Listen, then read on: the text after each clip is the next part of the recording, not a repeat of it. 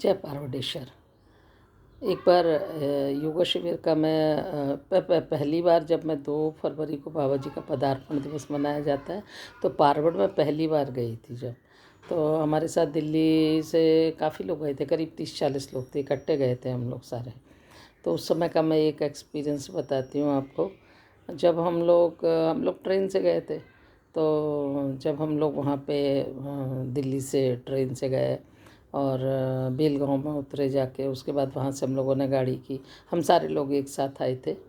तो हम तो पहली बार ही गए थे। उसके पहले हमारे जो गुरबहन है माया राव, भास्कर राव, ये लोग पहले ही आके चुके थे, इनको मालूम था सब। लेकिन हमारा तो, हम बातें तो खूब करते थे, बाबा जी से मिले भी हम ही सबसे पहले थे, लेकिन हमारा पारवड़ आना हुआ ही नहीं था।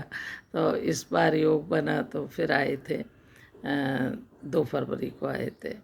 तो आते ही हम यही सोच रहे थे कैसा आश्रम होगा, क्या होगा। और काफ़ी लंबी जर्नी थी दिल्ली से बेलगांव तक की, काफ़ी टाइम लगा था उसमें। तो जब, और उसके बाद फिर बेलगांव से उतर के फिर उस टाइम में, तो अभी तो यहाँ पे हाईवे बन गया बहुत अच्छा, गोवा बेलगांव बहुत अच्छा हाईवे बन गया। लेकिन तब तो रोड बहुत ही ख़राब थी, ऊंची नीची उबड़ खाबड़, मतलब बनी ही नहीं थी रोड।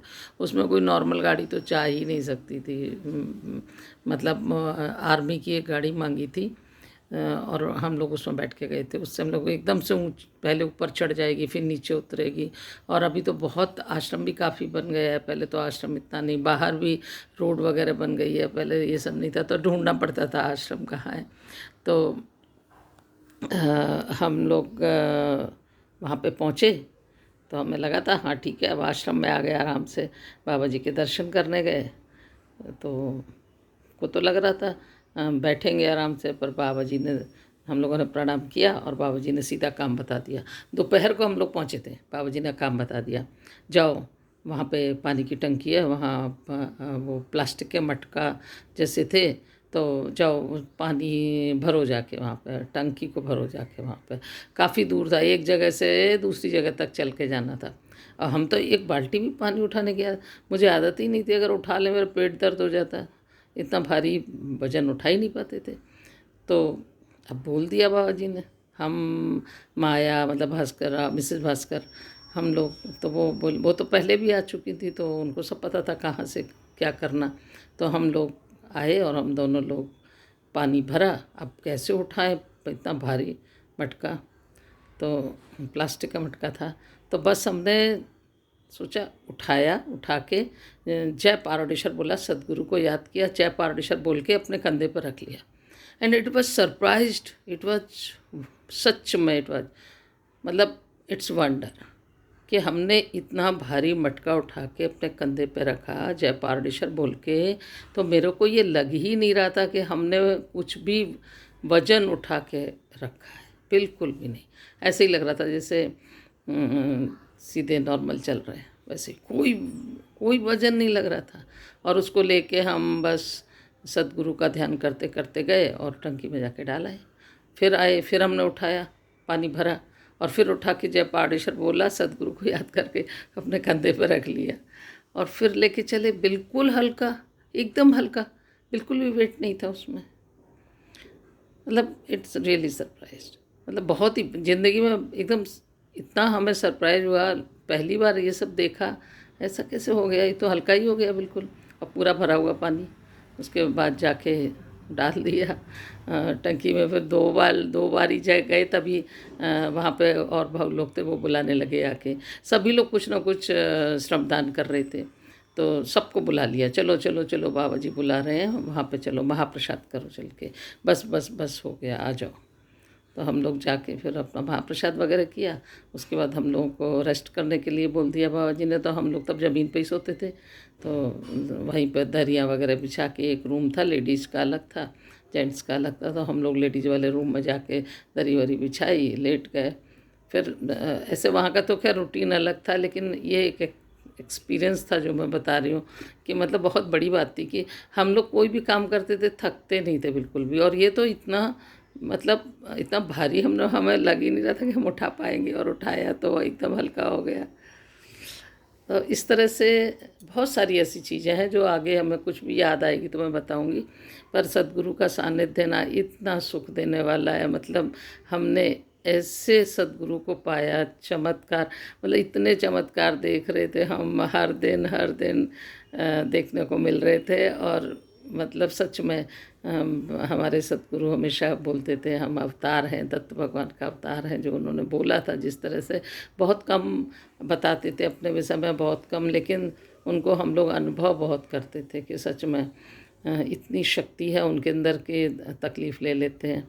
ऐसे ही एक और एक्सपीरियंस है, मोहन बारी जब बाबा जी आए थे, तो ये मोहन बारी का है। ये तो हम दिल्ली आ गए थे तब की बात हमें याद आ गई, तो हमने आपको बता दिया आश्रम का। एक बार मोहन बारी, इसी बात पर मुझे याद आया कि जब बाबा जी मोहन बारी आए थे तो हमारे बड़े बेटे को, तब तो बहुत छोटा था, 9th में पढ़ता था, तो दर्शन करने के लिए 5 दिन रहे थे। तो शाम के टाइम हम लोग सब इकट्ठे होते थे, दर्शन करते थे, वहीं बैठते थे, बाबा जी की बातें सुनते थे।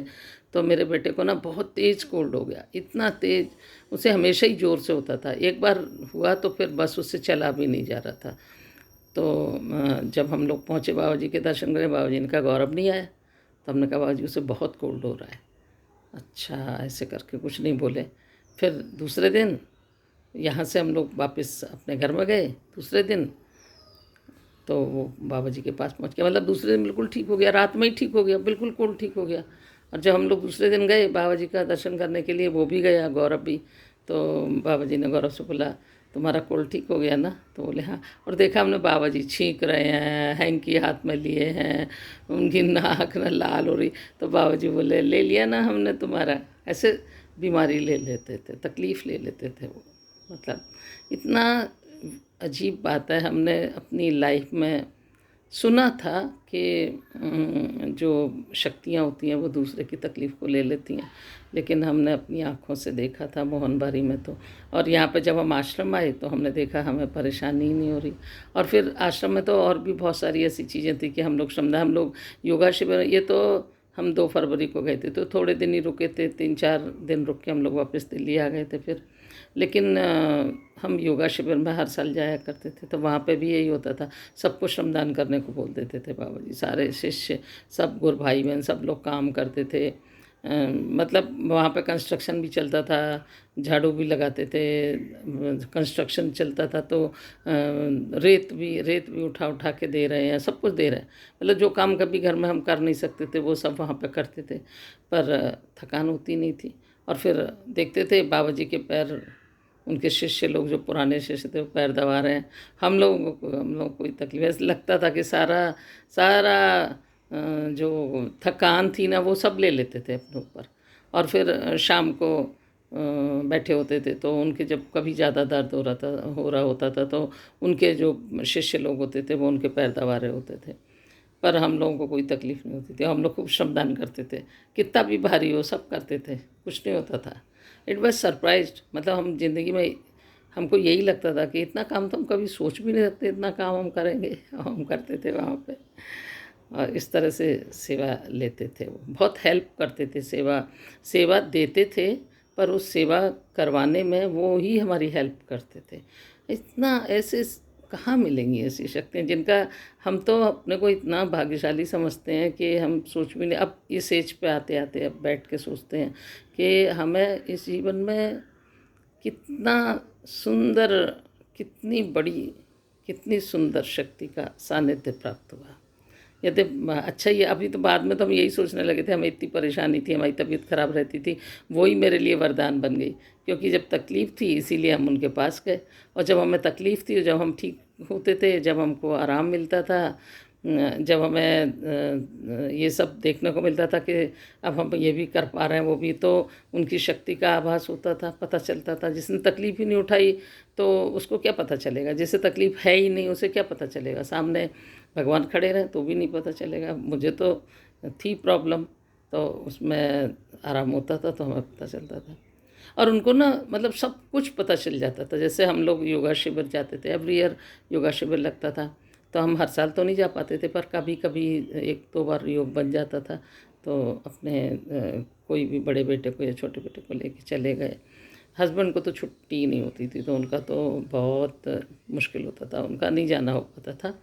पर हम बच्चों के साथ चले जाते थे कभी कभी, तो वहाँ पे जाके देखते थे, वहाँ पे जाके कि हमसे ज़्यादा उनको हम लोगों का सबका पता होता था, जितने भी गुरु भाई बहन थे सबका पता होता था।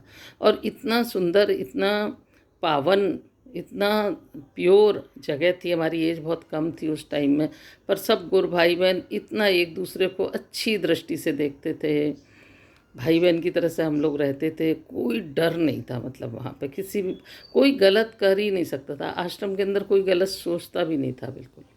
इतना सुंदर, इतना पावन देखने को मिलता था वहाँ पे। और एक बार की बात है, ऐसे ही हम अपने रूम में सो रहे थे, दोपहर का टाइम था। हमें पता ही नहीं चला कि हमारी आज तबीयत ठीक नहीं है, बिल्कुल पता नहीं चल रहा था। ऐसे लग रहा था नहीं कुछ नहीं है, जबकि मुझे बहुत सर्दी लगी हुई थी, नाक बंद हो रही थी बहुत। तो और सारे लोग बाहर श्रमदान कर रहे थे, सडनली बाबा जी बाहर ही थे, तो उनको सब पता चल जाता था। तो उन्होंने, हमारी जो और गुरबानी थी, उनसे जाके बोला, जाओ देखो सुधा की तबीयत ख़राब है और जाके उसको देखो। तो सारी की सारी रूम में आ गई और कहने लगी, क्यों, आपकी तबीयत ठीक नहीं है क्या? तो हमको पता ही नहीं चला, हम तो सो रहे थे। उठे तो बोले, नहीं बाबा जी ने बाहर बोला है आपकी तबीयत ख़राब है, और हमको पता ही नहीं कि हमारी तबीयत ख़राब है।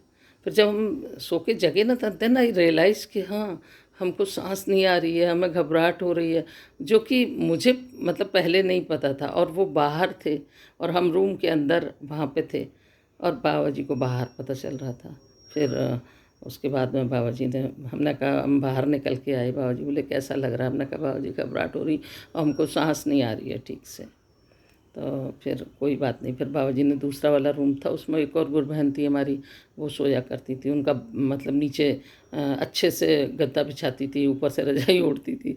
तो बाबा जी ने कहा तुम जाके वहाँ पे लेटो, और एक कप चाय बना के भेजी। फिर हमने वो चाय पी और उसके बाद लेट गए, फिर तो सो गए। फिर हम जगे रात में करीब 6-7 बजे, शाम के टाइम भजन वगैरह होते थे वहाँ पे। तो फिर हम नींद खुली तो एकदम ठीक फील कर रहे थे। उसके बाद फिर बाहर जाके हम बैठ गए, तो बाबा जी ने बोला अभी कैसी तबीयत है? तो हमने कहा बाबा जी अभी तो ठीक है। तब उन्होंने बताया कि तुमको सर्दी लग गई थी, तुम आराम से हवा में घूमते रहे और तुमको पता नहीं चला, एक्चुअली अंदर सर्दी लगी हुई थी, इसकी वजह से अभी चाय आपको हमने, और एक कप चाय में ठीक कर दिया। संत, जो संत होते हैं उनके हाथ का तो कुछ भी मिल जाए ना उसी समय ठीक। तो ऐसे हमने बहुत इन्जॉय किया। और बस आज हम इतना ही बोलेंगे, बाद में फिर और दूसरे बताएंगे एक्सपीरियंस। जय पार्वतीश्वर।